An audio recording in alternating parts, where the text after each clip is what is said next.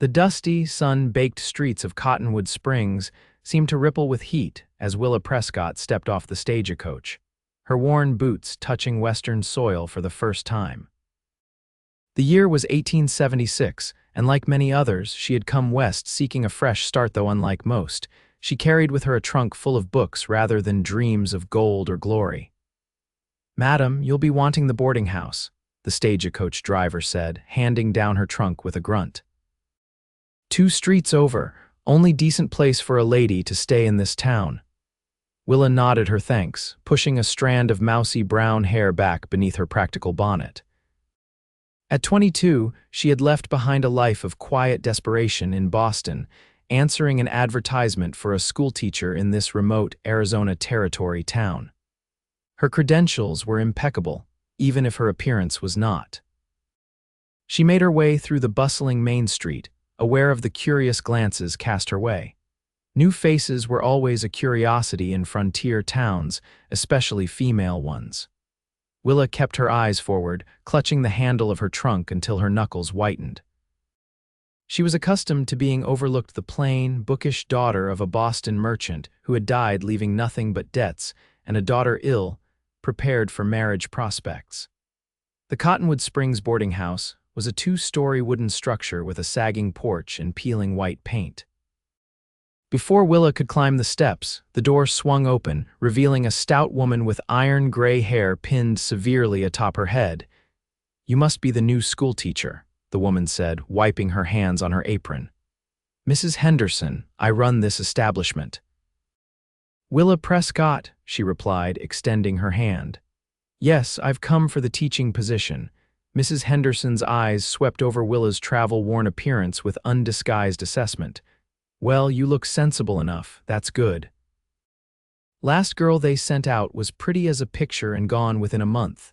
Married a miner who struck silver." She ushered Willa inside. "You needn't worry about that sort of distraction, I imagine." The words stung more than they should have. Willa was well aware of her plain features, the too wide mouth, the unremarkable brown eyes, the smattering of freckles across a nose that was just slightly too large. She had long ago resigned herself to spinsterhood, choosing instead to cultivate her mind when nature had denied her beauty. "I've come to teach, Mrs. Henderson," Willa said firmly, "not to find a husband." "Good thing, too," came a voice from behind them. A young woman with golden curls and a face like a porcelain doll descended the stairs. "Slim pickings in this town unless you fancy miners with missing teeth or cowboys who smell like the wrong end of a horse." "Miss Lavinia Cook," Mrs. Henderson said with a sigh. "Our other boarder and the milliner's assistant. Pay her no mind. She's been here 6 months and turned down 3 proposals already." Lavinia laughed, a musical sound that made Willa feel even more drab in comparison. "Only because I'm waiting for a gentleman with prospects." Her bright eyes assessed Willa. "You're the new schoolmarm." "Well, the children will certainly focus on their studies with you. No distractions." Mrs. Henderson cleared her throat. "I'll show you to your room, Miss Prescott. You can meet the town council tomorrow. School term starts in 1 week." Willa followed the landlady upstairs, trying to ignore the tightness in her chest. It was nothing she hadn't heard before, these veiled references to her plain appearance. She had come west for a new beginning, not to be reminded of old wounds. Her room was small but clean, with a narrow bed, a washstand, and a small writing desk beneath the window.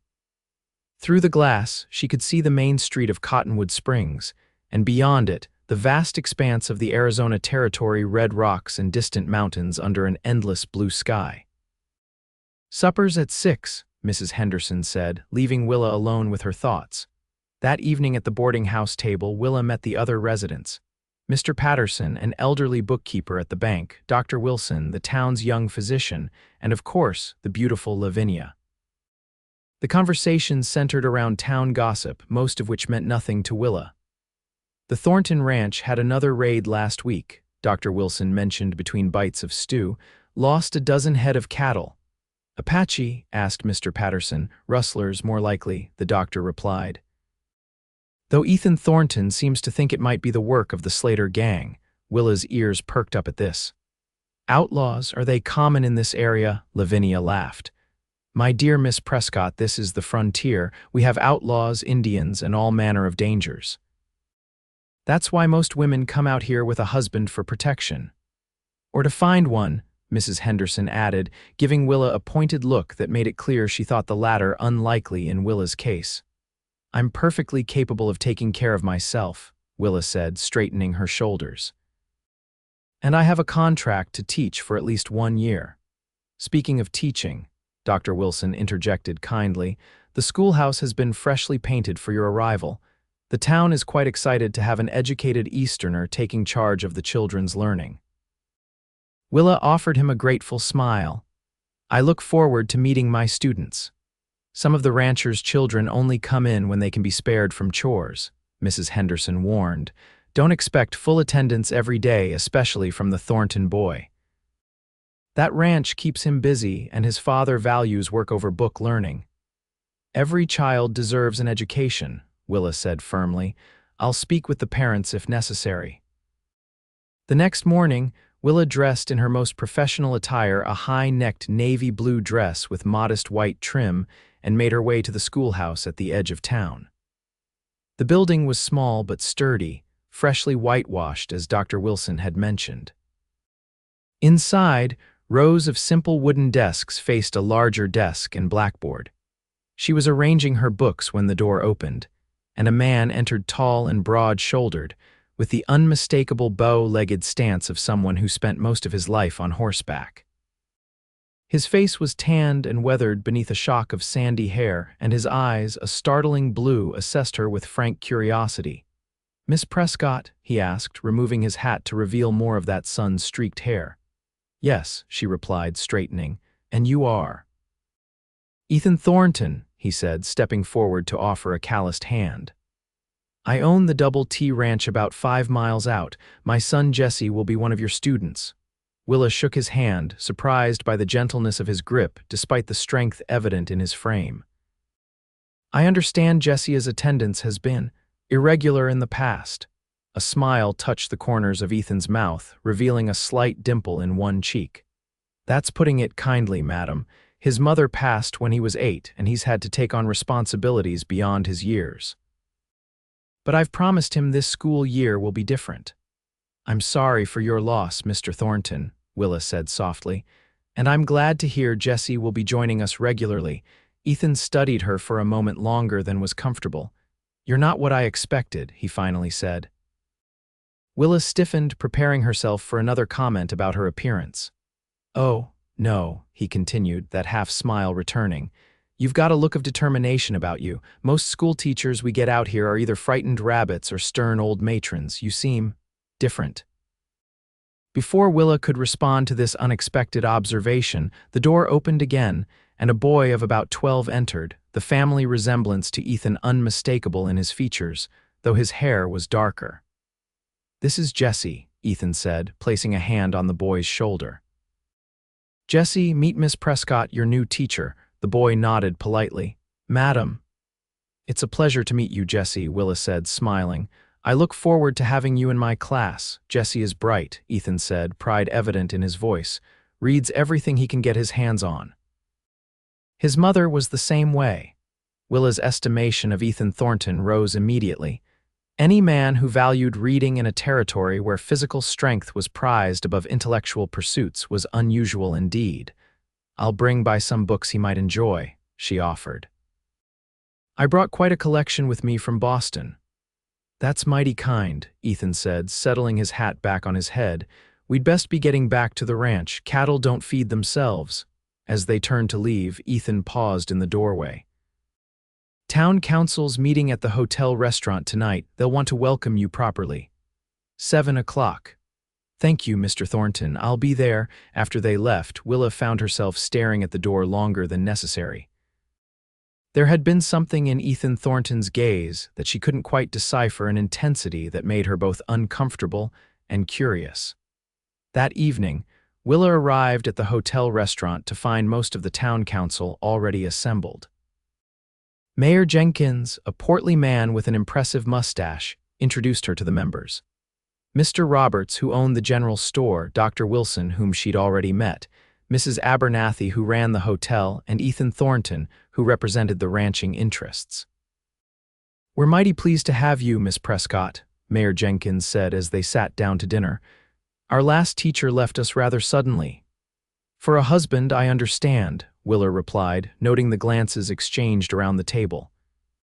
"Yes, well," Mrs. Abernathy said with a tight smile, "we're hoping you'll be more committed to the position." "I assure you I have no intentions of abandoning my post," Willa said firmly. "Education has always been my calling." "Good to hear," Ethan said, his deep voice drawing her attention. "The children need stability." The conversation turned to practical matters, the school budget minimal, supplies limited, and expectations high. Throughout the meal, Willa was aware of Ethan's occasional glances in her direction.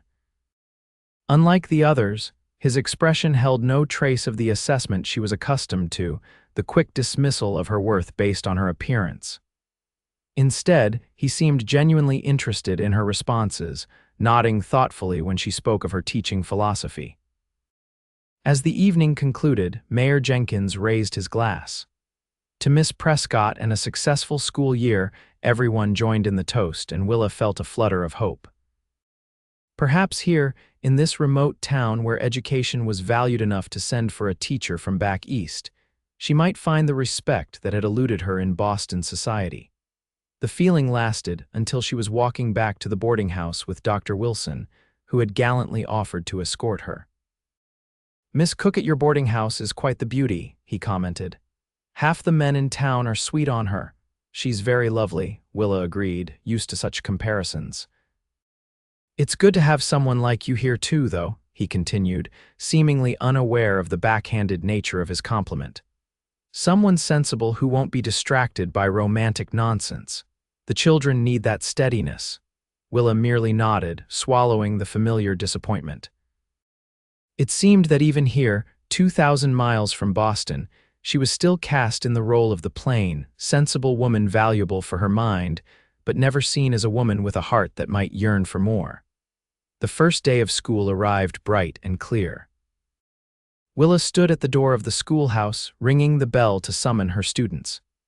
23 children of various ages filed in, eyeing her with curiosity and, in some cases, wariness.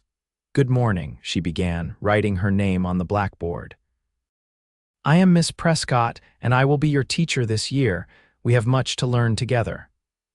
The morning progressed smoothly as Willa assessed the children's abilities and divided them into appropriate groups. Jessie Thornton, she noted, was indeed bright, quickly solving arithmetic problems that challenged children 2 years his senior.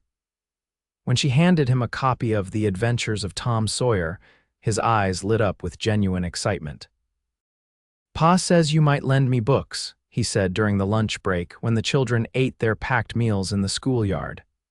"I'd be happy to," Willa replied, pleased by his enthusiasm. "What sorts of stories do you enjoy?" "Adventures," Jessie said immediately. "And maybe something about faraway places. Pa's got some books about the sea, but I've read them all twice." "I think I can find something you'll enjoy," Willa promised. "Perhaps you could come by the boarding house after school on Friday and I'll have some selections ready for you." Jessie's face fell. "Can't on Friday, that's when Pa and I deliver cattle to Fort Jenkins, but maybe Saturday. Pa said he needs to come to town for supplies anyway." "Saturday would be fine," Willa assured him. The school week passed in a blur of lessons, getting to know her students and settling into the rhythm of life in Cottonwood Springs. By Saturday, Willa had selected several books she thought Jessie might enjoy, including Robinson Crusoe and The Three Musketeers. She was arranging them on her desk when Mrs. Henderson called up the stairs. "Miss Prescott, you have visitors?" Willa descended to find Ethan and Jessie Thornton in the boarding house parlor. Jessie was scrubbed clean, his hair still damp and neatly combed, while his father wore a fresh shirt beneath his well-worn leather vest. "Miss Prescott," Ethan greeted her, standing when she entered. "Jessie has been talking of nothing but these books all week." "I hope I haven't built them up too much," Willa said with a smile for the boy. "They're upstairs. Would you like to come see them?" "Yes, madam," Jessie said eagerly. "Mind your manners," Ethan reminded him. We won't impose on Miss Prescott's time." "It's no imposition," Willa assured him, leading them upstairs to her small room. She felt suddenly self-conscious of the modest space with its narrow bed and sparse furnishings. The only personal touches were her books, arranged lovingly on the small shelf above her desk. Jessia's eyes widened at the sight. "You've got more books than the general store," Willa laughed. "Not quite, but I couldn't bear to leave them behind." She gestured to the small stack on her desk. "These are the ones I thought you might enjoy."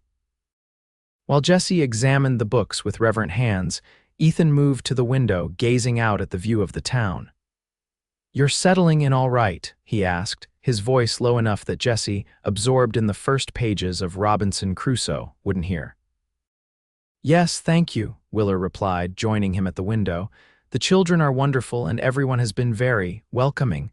Something in her tone made Ethan turn to study her face. But Willa was startled by his perception. "I didn't say you didn't have to," he said simply. "Your voice changed. Something's troubling you." She shook her head, embarrassed to have been so transparent. "It's nothing, really, just adjusting to a new place."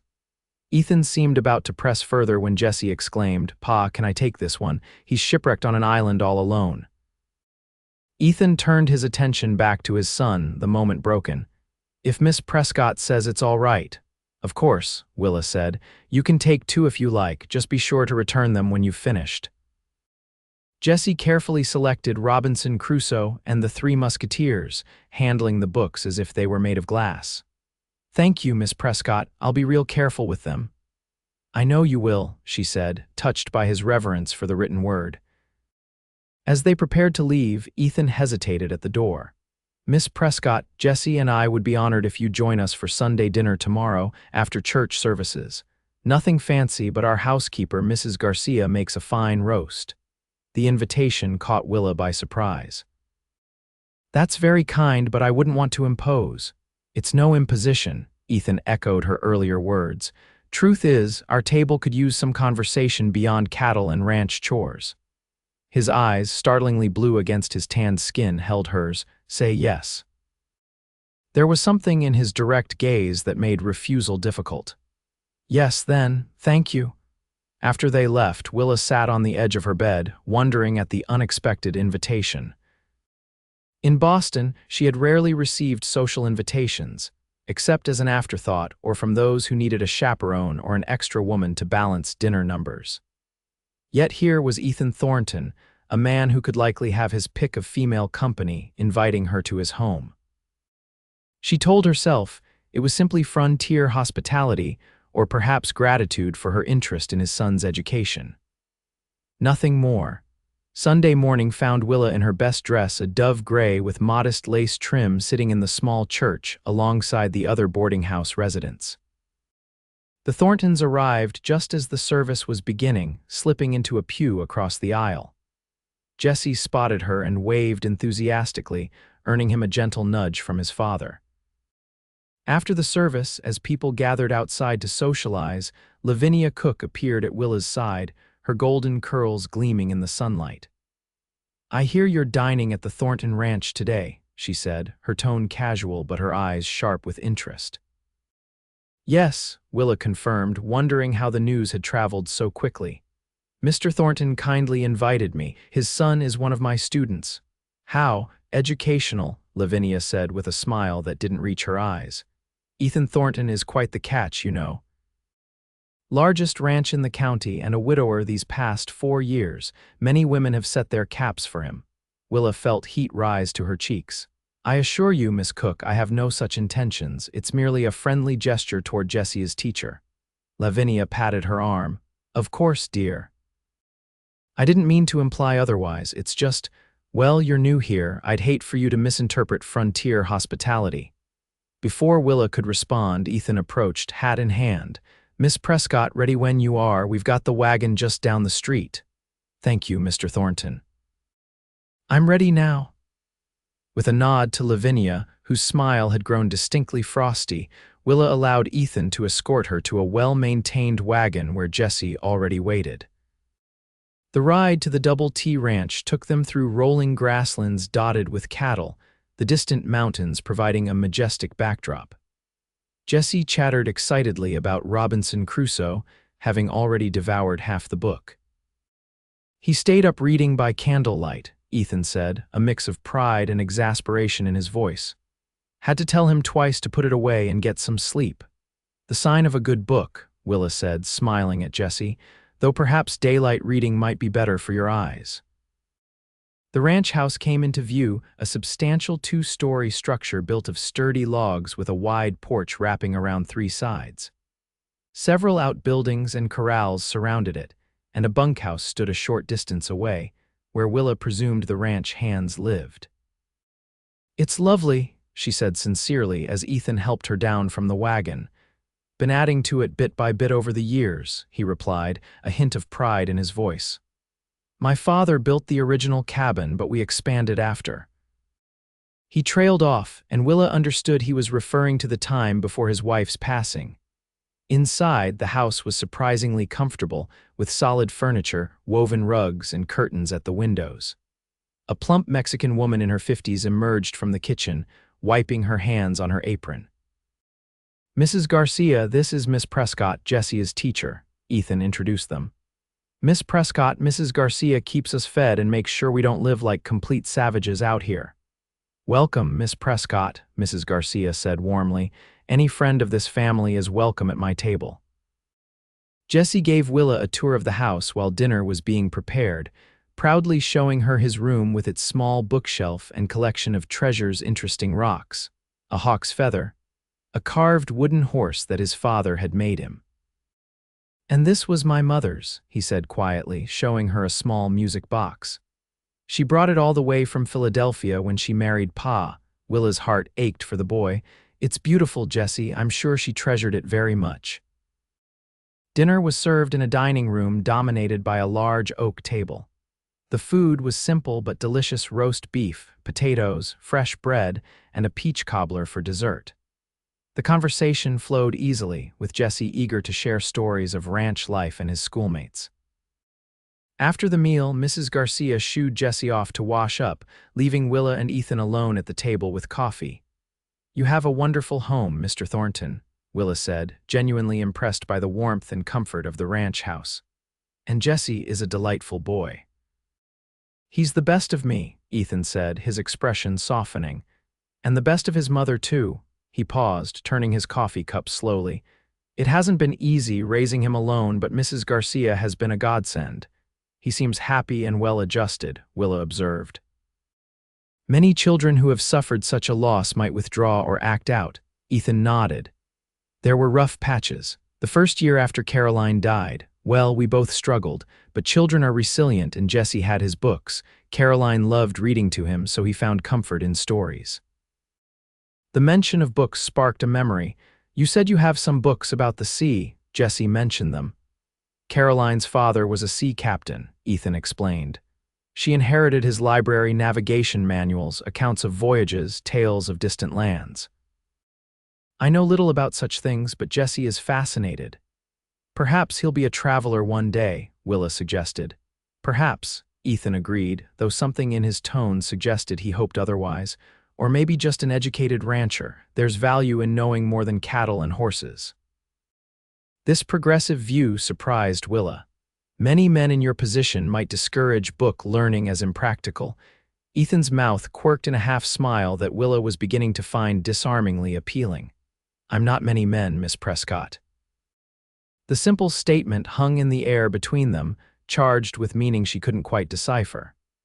Before she could respond, Jesse returned, asking if he could show Miss Prescott the new foal in the stable. The afternoon passed pleasantly, with a tour of the ranch buildings and an introduction to the animals. By the time Ethan drove her back to town in the wagon, the sun was setting, painting the sky in brilliant oranges and pinks. "Thank you for a lovely day," Willa said as they pulled up in front of the boarding house. "It was a welcome change from Mrs. Henderson's Sunday stew." "The pleasure was ours," Ethan replied, jumping down to help her from the wagon. His hands at her waist were strong and sure, lifting her easily to the ground. For a moment they stood close enough that she could smell the clean scent of soap and leather that clung to him. "I hope you'll come again," he said, releasing her but not stepping back. Jesse would like that. So would I. The directness of his gaze made her heart beat faster. I'd like that too, she admitted. He nodded, seeming pleased by her answer. Good night, Miss Prescott. Good night, Mr. Thornton. Good night, Jesse. As they drove away, Willa was aware of Mrs. Henderson watching from the window and Lavinia's face visible behind her. She steeled herself for the questions she knew would come. Sure enough, the moment she entered the parlor, Lavinia looked up from her embroidery with feigned surprise. Why, Miss Prescott, how was your educational visit to the Thornton Ranch? Very pleasant, thank you, Willa replied evenly, refusing to rise to the bait. Ethan Thornton is quite attentive to you, Mrs. Henderson observed, not unkindly. It's unusual. He rarely socializes in town, except for church and necessary business. I'm Jesse's teacher, Willa reminded them. Mr. Thornton values his son's education. Of course, Lavinia said with a smile that didn't reach her eyes. How fortunate for Jesse to have such a dedicated teacher. The following weeks fell into a routine. Weekdays were filled with teaching, while Saturdays often saw Jesse at the boarding house, returning books and selecting new ones. Occasionally, Ethan would accompany him, and those visits became the highlights of Willa's week. There was something about the rancher's quiet strength and obvious devotion to his son that drew her, despite her best efforts to maintain a professional distance. As October arrived, bringing cooler temperatures to the Arizona territory, Willa found herself increasingly integrated into the life of Cottonwood Springs. Her students were progressing well, and even the parents who had initially been skeptical of the Eastern schoolteacher now greeted her warmly. One crisp Saturday morning, Willa was surprised to find Ethan Thornton at her door alone without Jesse. Is everything all right? She asked immediately, concerned by the boy's absence. Jesse is fine, Ethan assured her quickly. He's helping Mrs. Garcia with the apple harvest. We've got 3 trees that are bearing heavily this year. He shifted his weight, suddenly seeming less sure of himself than usual. I actually came to ask a favor, Miss Prescott. Of course, she said, curious. How can I help? The harvest dance is next Saturday, he began, referring to the annual celebration that the town held each autumn. I was hoping you might consider attending, with Jesse and me. The invitation caught Willa off guard. The harvest dance was a social event, not an educational one. Families attended, yes, but it was also a time for courting couples and community celebration. She hesitated, uncertain how to interpret the invitation. As friends, Ethan added quickly, seeing her hesitation. Jesse is fond of you, and I thought you might enjoy the festivities. Mrs. Henderson mentioned you haven't ventured out much beyond school and church. Of course, Willa thought, feeling both relieved and oddly disappointed. It was merely neighborly concern, nothing more. That's very kind. I would be happy to join you and Jesse. Ethan's smile brightened his entire face. Excellent. We'll call for you at 6 next Saturday. He tipped his hat and turned to go, then paused. Oh, and Miss Prescott, there's usually dancing, just so you're prepared. With that enigmatic comment, he left, leaving Willa to wonder if she had just agreed to something more significant than she realized. The news of Willa's escort to the harvest dance spread through the boarding house like wildfire. Lavinia was particularly interested, offering unsolicited advice on Willa's appearance. You should wear your hair looser, she suggested over breakfast, and perhaps a touch of color in your cheeks wouldn't go amiss. It's hardly a formal occasion, Willa protested, uncomfortable with the attention. Mr. Thornton is simply being kind to a newcomer. Ethan Thornton hasn't escorted a woman to any social function since his wife died, Mrs. Henderson informed her. Kind or not, it's significant. This information gave Willa pause. Was there more to the invitation than simple friendliness?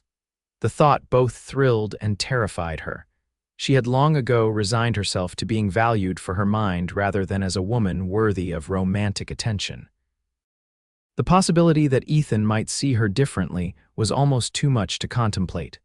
The day of the harvest dance arrived, and despite her protests that it was a casual affair, Willa found herself taking unusual care with her appearance. Her nicest dress, a deep blue that brought out the warm highlights in her brown hair, had been carefully pressed. She arranged her hair in a softer style than her usual severe bun, allowing a few tendrils to frame her face. When Ethan and Jessie arrived at the boarding house, both dressed in their Sunday best, Willa felt a flutter of nerves. Ethan's appreciative glance as she descended the stairs did nothing to calm them. "Miss Prescott, you look lovely," he said simply, offering his arm. "Thank you," she replied, accepting it and noting how solid and warm he felt beside her. "You both look very handsome," Jessie grinned, tugging at his collar. "Pa made me wash behind my ears twice." "A necessary precaution for any gentleman," Willa assured him with mock seriousness. The town hall had been transformed for the occasion, with autumn leaves and corn husks decorating the walls and tables laden with food contributed by the townspeople. A small band played lively tunes, and several couples were already dancing in the cleared central space. Heads turned as they entered, and Willa was acutely aware of the whispers that followed them. She recognized the look of surprise on many faces, surprise that Ethan Thornton would escort the plain schoolteacher to a social function. "Ignore them," Ethan murmured close to her ear, his breath warm against her skin. "Small towns run on gossip." "I'm used to it," she assured him, though the scrutiny made her uncomfortable. The evening progressed pleasantly. Jessie ran off to join his friends, leaving Willa and Ethan to circulate among the townspeople.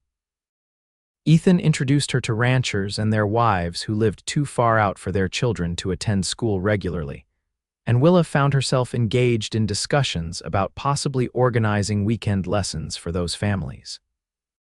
"You're good with people," Ethan observed as they helped themselves to punch.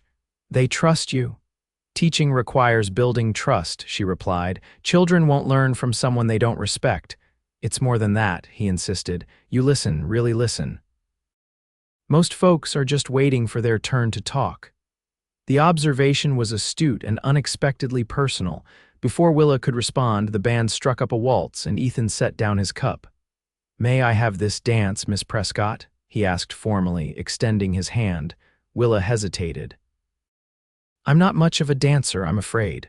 "Neither am I," he admitted with a smile, "but I reckon we can manage not to step on each other's toes." Taking a deep breath, Willa placed her hand in his and allowed him to lead her onto the dance floor. His hand at her waist was respectfully placed but firm, guiding her with confidence despite his disclaimer about his dancing abilities. "You dance very well for a man who claims not to," she observed as they moved smoothly around the floor. "I had a good teacher," he replied, a shadow crossing his features. "Caroline insisted I learn before our wedding, said she wouldn't have a husband who couldn't dance with her properly." The mention of his late wife made Willa tense slightly. "She sounds like a remarkable woman."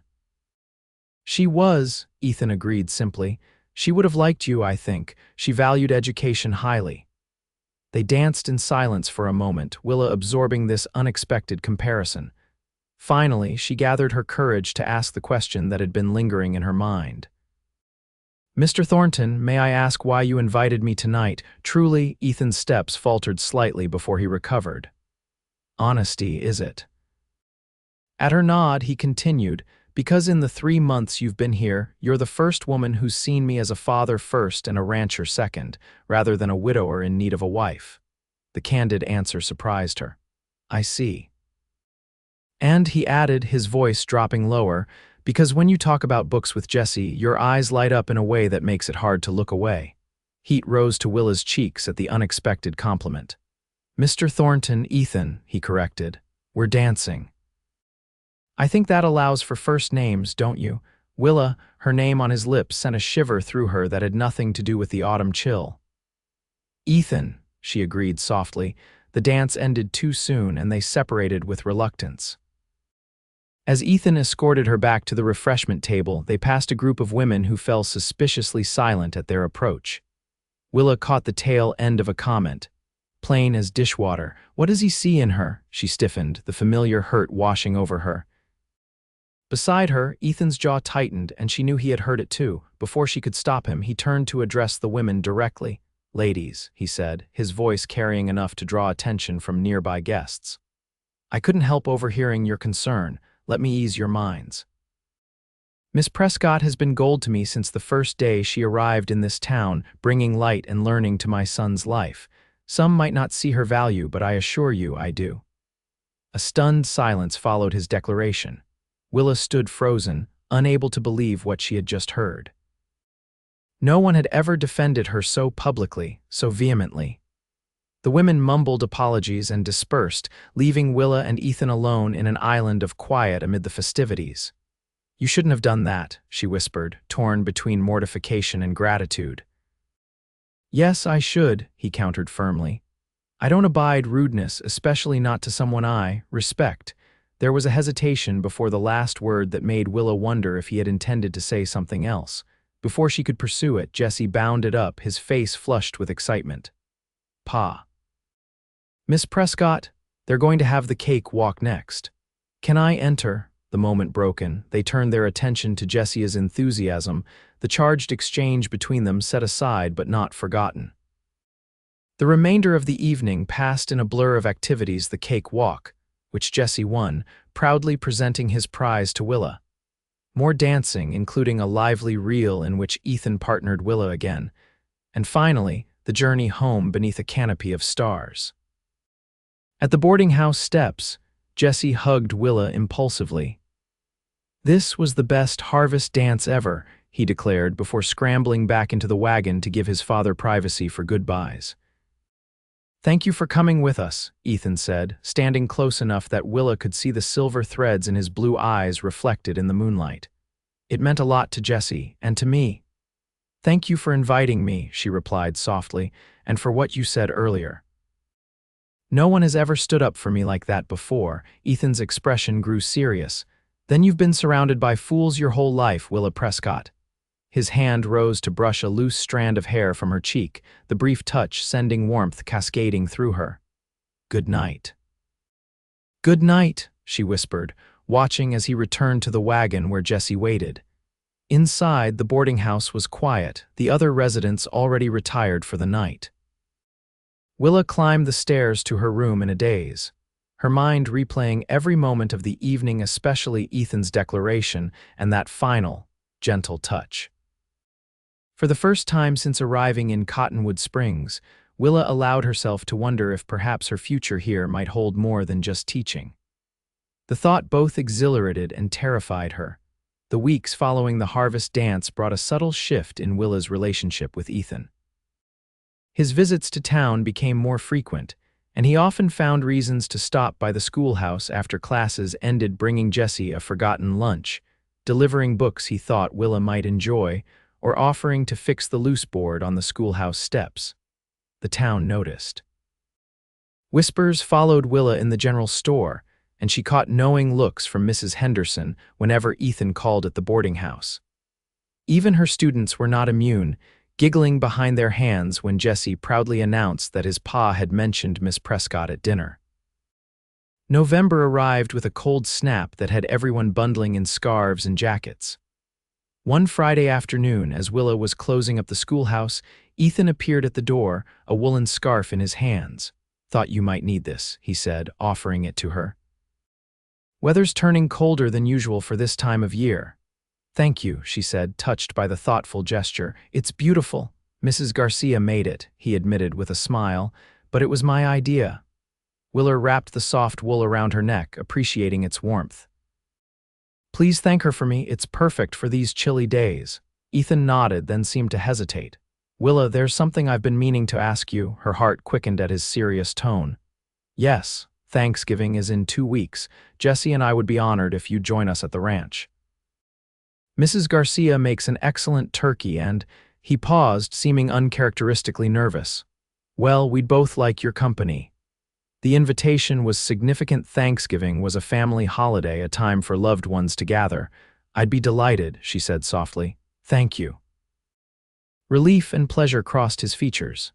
"Good, that's good." He cleared his throat.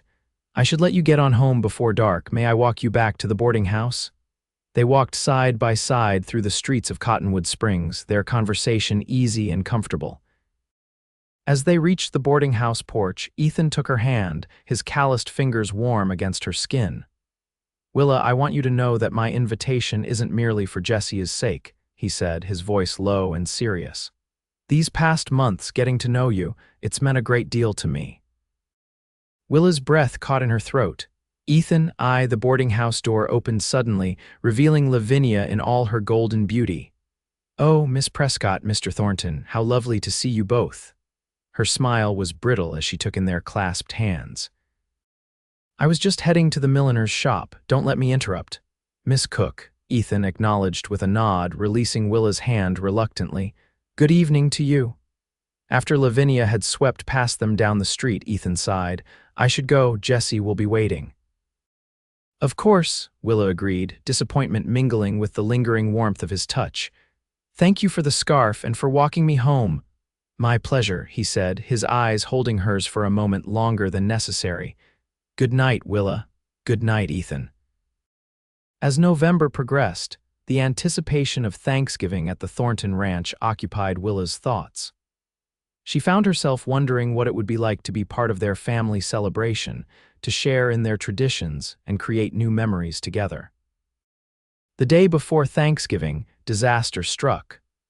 A sudden winter storm blew in from the north, bringing with it howling winds and freezing temperatures.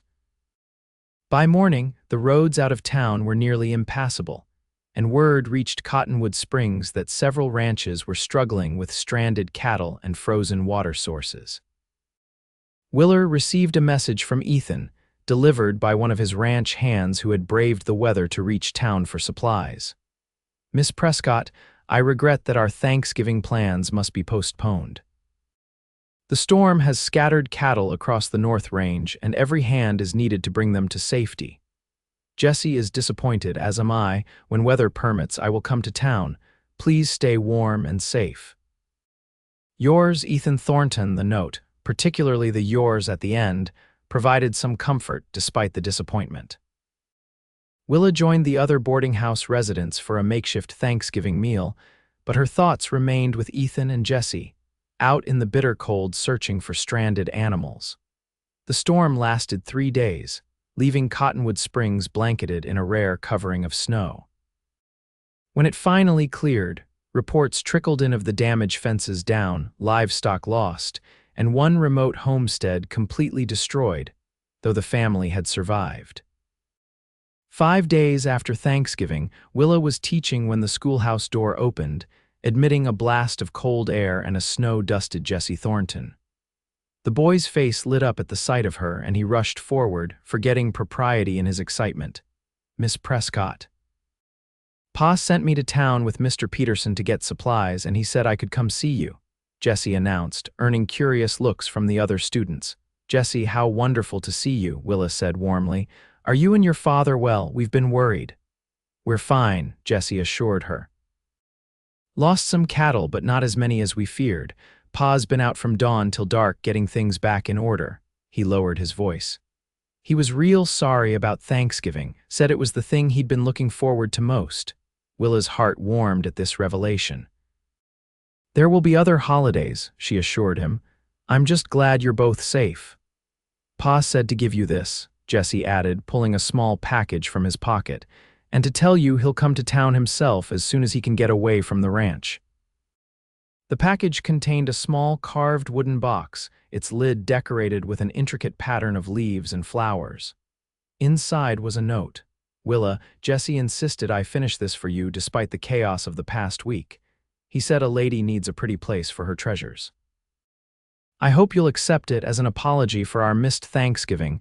Yours always, Ethan. It's beautiful," Willa breathed, tracing the delicate carving with her fingertips. "Did your father make this?" Jessie nodded proudly. "He's been working on it evenings for weeks, said it had to be perfect." The thought of Ethan spending his precious free time creating something so lovely for her brought tears to Willa's eyes. "Please thank him for me, Jessie. Tell him it's the most beautiful gift I've ever received." After school, Willa placed the box on her dresser, arranging her few pieces of jewelry inside a pearl brooch that had been her mother's, a simple silver bracelet, and a cameo pendant. The box elevated these modest treasures, making them seem more significant. Mrs. Henderson, passing by Willa's open door, paused to admire it.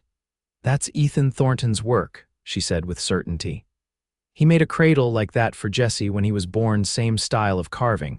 His grandfather was a furniture maker back east, taught him the craft. Jesse brought it today, Willa admitted. A gift from Ethan. Mrs. Henderson's expression softened. That man doesn't give such gifts lightly, Miss Prescott. My Henry carved me a jewelry box when he was courting me 40 years ago. She patted Willa's hand, just something to consider. Courting? The word echoed in Willa's mind long after Mrs. Henderson had gone. Was that what Ethan was doing, courting her? The possibility seemed both wonderful and frightening. She had never been courted, had never expected to be. What did one do when a man like Ethan Thornton, strong, kind, respected, showed interest in a woman like her? 3 days later, Willa was returning from school when she spotted a familiar figure on horseback approaching the boarding house. Her heart leaped at the sight of Ethan, his broad shoulders dusted with the last of the melting snow, his face lighting up when he saw her. "Willa," he called, dismounting in one fluid motion and striding toward her. "I hope to catch you before supper." "Ethan," she replied, unable to keep the pleasure from her voice. "It's good to see you. Jesse told me how hard you've been working since the storm." "It's been a challenge," he admitted, falling into step beside her, "but the worst is behind us now." He gestured to a package tied to his saddle. "Mrs. Garcia sent you some of her apple preserves, said a growing girl needs proper feeding," Willa laughed. "Please thank her for me, and thank you for the beautiful box, Ethan. It's exquisite." Jesse delivered it then. "Good," he seemed pleased. "I'm sorry about Thanksgiving. I had plans." He trailed off, looking uncharacteristically uncertain. "Plans?" Willa prompted gently. Ethan glanced around the busy street, then back at her. "Not here. Would you walk with me? Just down to the creek and back before dark." Curious, Willa nodded. "Let me just leave my books inside." After depositing her teaching materials and collecting her shawl, Willa rejoined Ethan, who had tied his horse to the boarding house hitching post. They walked in companionable silence through town and down the path that led to the small creek that provided Cottonwood Springs with its name and its water. The afternoon sun cast long shadows across the path, and the air was crisp with the scent of pine and the promise of another cold night. When they reached the creek, flowing swiftly with melted snow from the mountains, Ethan guided Willa to a fallen log that served as a natural bench. "I've been thinking a lot these past weeks," he began, his voice steady but with an undercurrent of emotion. "About Jesse, about the ranch." "About the future," Willa nodded, uncertain where this was leading but sensing its importance. "When Caroline died, I thought that part of my life was over," Ethan continued, looking out over the rushing water. "I had Jesse to raise, a ranch to run. It seemed enough, but lately—" He turned to face her directly. "Lately, I've realized it's not enough, not anymore." Willa's breath caught in her throat as Ethan took her gloved hands in his. "Willa Prescott, I know we haven't known each other long by some standards, but out here, life moves differently. We learn to recognize what matters quickly." His blue eyes held hers, earnest and clear. "You matter to me. Your kindness, your intelligence, the way you care for Jesse and all your students, the way you see the world through books and still appreciate the reality of life out here." He paused, seeming to gather his thoughts. "I had planned to ask you this over Thanksgiving dinner with Jesse present since it affects him too, but the storm had other ideas." A smile touched his lips briefly. "I'm not a man who believes in waiting when the right path is clear." With a deep breath, he continued, "I'm asking if you might consider a future that includes Jesse and me. Not immediately, I know you have your teaching contract, and I would never ask you to abandon your obligations, but perhaps when you're ready, would you consider becoming my wife?" The words hung in the air between them, momentous and life-altering. Willa sat perfectly still, scarcely breathing, certain she must have misheard. "Your wife," she echoed faintly. "Ethan, are you certain?" "I'm not. I've never been considered." "Beautiful." He finished for her, his expression softening. "Willa, when I look at you, I see beauty that goes beyond what others might notice at first glance. I see the light in your eyes when you're teaching, the gentleness in your hands when you help a child, the strength in your spirit that brought you 2,000 miles to build a new life." He reached up to touch her cheek gently. "I see you, Willa Prescott, all of you." And what I see is more precious to me than gold." Tears welled in Willa's eyes at his words.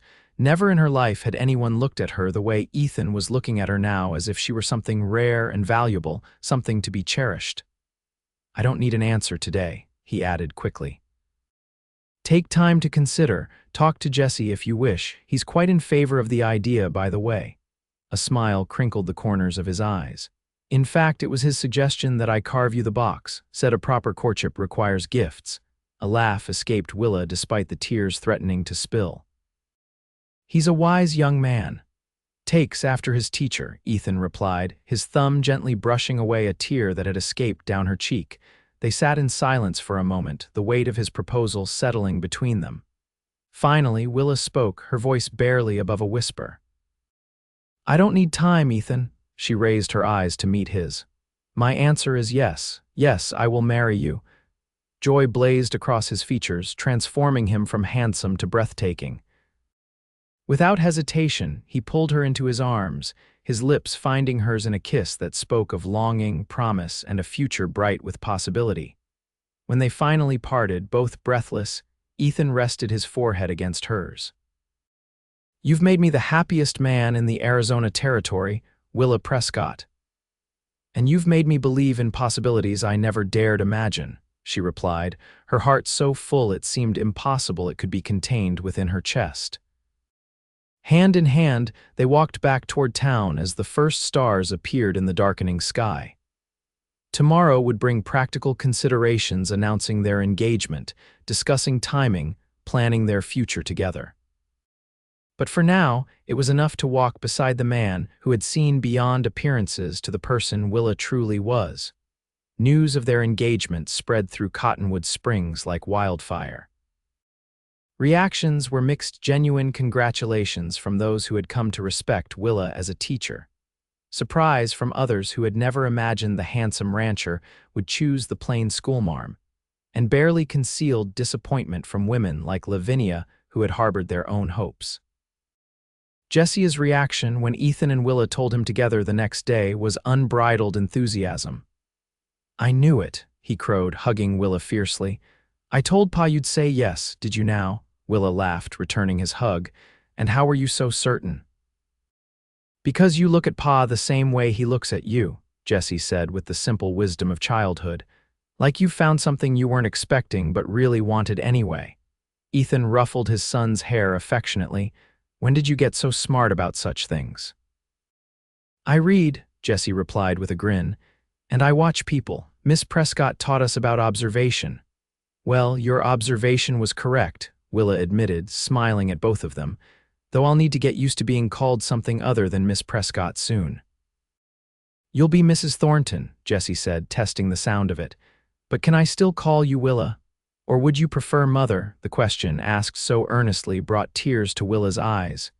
"You may call me whatever feels right to you, Jesse," she said softly.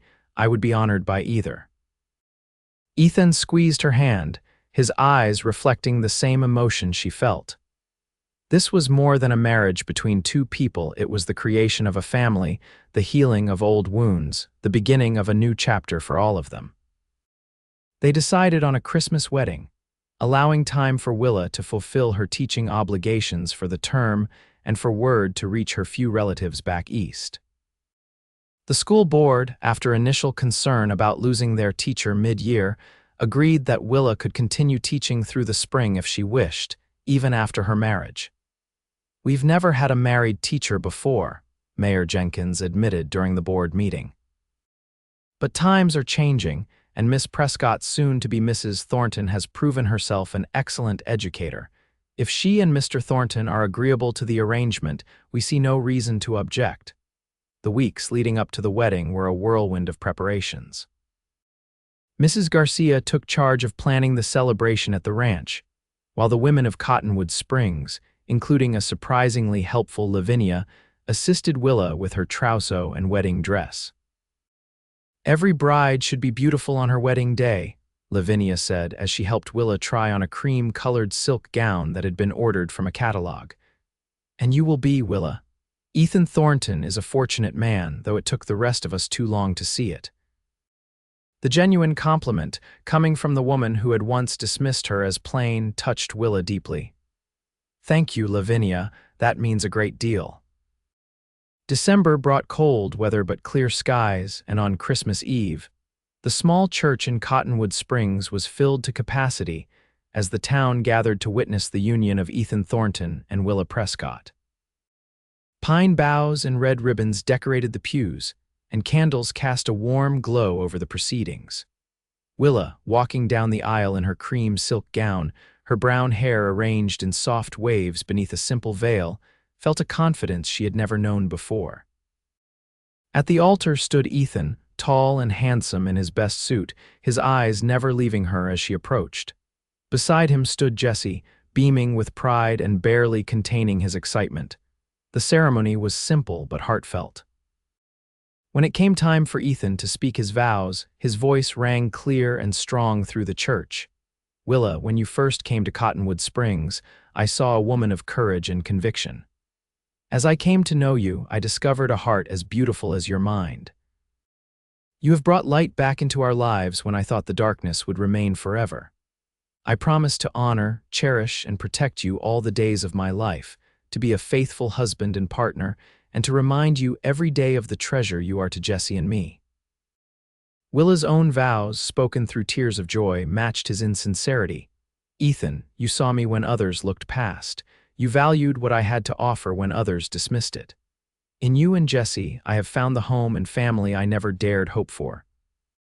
I promise to stand beside you through whatever life brings, to love and support you and Jesse with all that I am, and to create with you a future filled with learning, laughter, and love."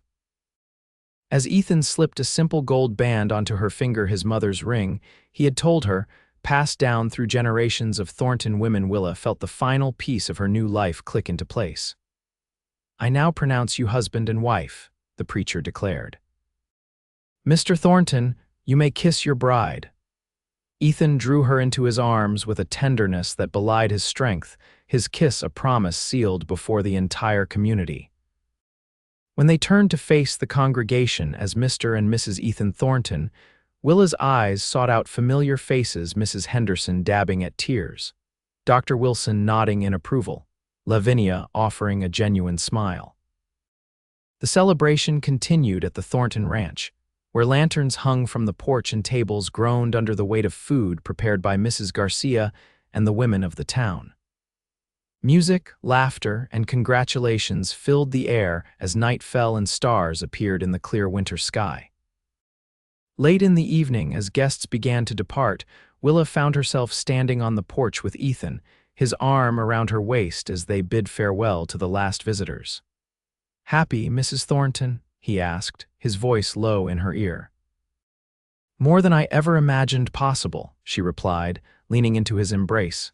Inside, Jesse was helping Mrs. Garcia clear away the remains of the feast, his young face bright with the excitement of the day. This was her family now, this man, this boy, this home they would build together. As the last wagon disappeared down the drive, Ethan turned to her, taking both her hands in his. "There's something I want to show you," he said. "A wedding gift."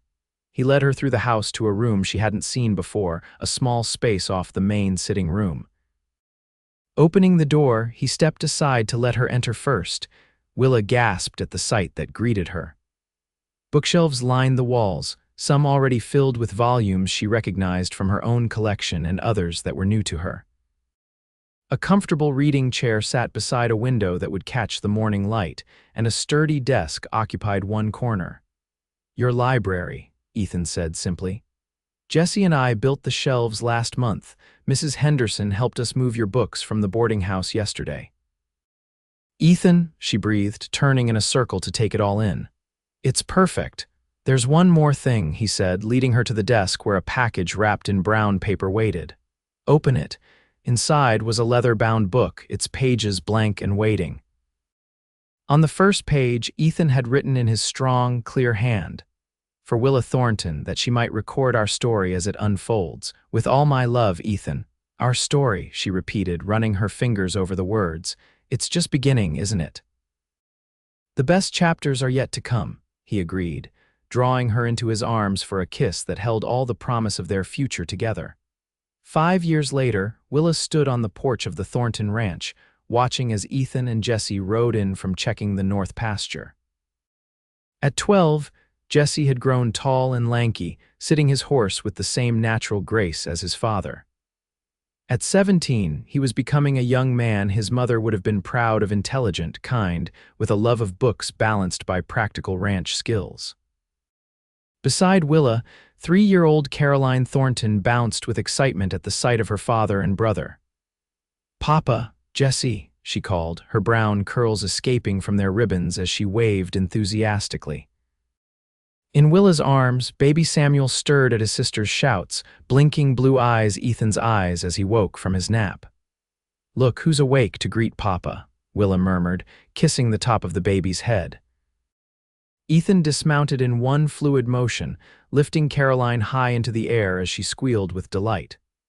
"There's my princess," he exclaimed, settling her on his hip before climbing the porch steps to kiss Willa and touch Samuel's cheek gently.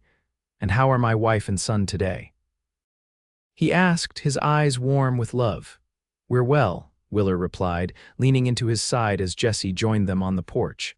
"Samuel has been sleeping most of the afternoon, and Caroline helped Mrs. Garcia make bread." "I punched the dough," Caroline announced proudly. "It went down and then it grew big again like magic." "That's my clever girl," Ethan praised her. "Now, why don't you help Jesse wash up for supper while I talk to Mama for a minute?" Once the children were inside, Ethan drew Willa to the porch swing, settling beside her with Samuel nestled between them. "I had a letter from the school board today," he said. "They're hoping you'll consider returning to teaching next year now that Samuel's past the infant stage. They've never found a teacher the children respond to as well as they did to you." Willa's heart quickened at the prospect. She had continued teaching for 2 years after their marriage, until Caroline's birth had necessitated a break. While she loved being a mother and mistress of the Thornton Ranch, she had missed the classroom. "What do you think?" she asked, searching his face. "With 2 little ones now?" "I think," Ethan said slowly, "that you are an exceptional mother, an exceptional wife, and an exceptional teacher. If sharing your gifts with the children of Cottonwood Springs would bring you joy, then we will make it work." He smiled, touching her cheek gently. "Mrs. Garcia already spoils these little ones, and Jesse has offered to help more with Caroline, and I'm not entirely useless with a baby, you know." Willa laughed, remembering how adeptly Ethan had cared for Caroline as an infant, surprising everyone with his willingness to change diapers and walk a fussy baby at night. "You're far from useless, Ethan Thornton." "Then it's settled," he said, kissing her softly. "Mrs. Thornton will return to the schoolhouse come September, and the children of Cottonwood Springs will be the better for it." As they sat together in the fading light, their sons sleeping peacefully between them and the sounds of their daughter's laughter drifting from inside the house, Willa reflected on the journey that had brought her here.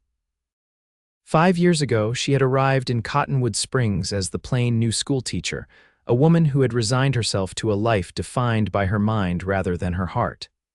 Now she was Willa Thornton, wife, mother, teacher, beloved. "What are you thinking about?"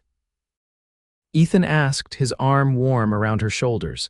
"About how much has changed," she replied. "About how fortunate I am." "We're the fortunate ones," he corrected gently. "The day you stepped off that stagecoach was the luckiest day of my life, though I didn't know it yet." Willa smiled, remembering the whispers that had followed her in those early days, the dismissive glances, the casual cruelty of those who valued a woman only for her appearance. "You know," she said, leaning her head against his shoulder, "I overheard Mrs. Abernathy at the general store last week talking to a woman who's just moved to town. She said that's Mrs. Thornton, the schoolteacher. She's married to the most eligible rancher in the county." Ethan chuckled. "Did she now?" Willa confirmed. "And the new woman said she must be very beautiful, and Mrs. Abernathy said she's more than that, she's gold." Ethan's arm tightened around her. "She always has been," he said softly, "from the very first day." Inside, Caroline called for them, announcing that supper was ready. With practiced ease, Ethan stood and helped Willa to her feet, Samuel still sleeping in her arms. Together, they walked into the warmth of their home, where Jessie was setting the table and Caroline was proudly arranging napkins at each place. This was the life Willa had never dared to dream of, a life rich with love, purpose, and belonging. A life where being valued for who she truly was had allowed her to bloom in ways she had never imagined possible.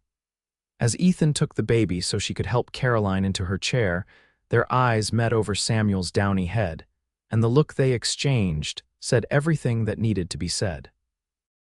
They had found in each other not just love, but recognition of the gold that had always been there, waiting to be discovered by the right person at the right time. And in that recognition, they had both become more than they ever could have been alone.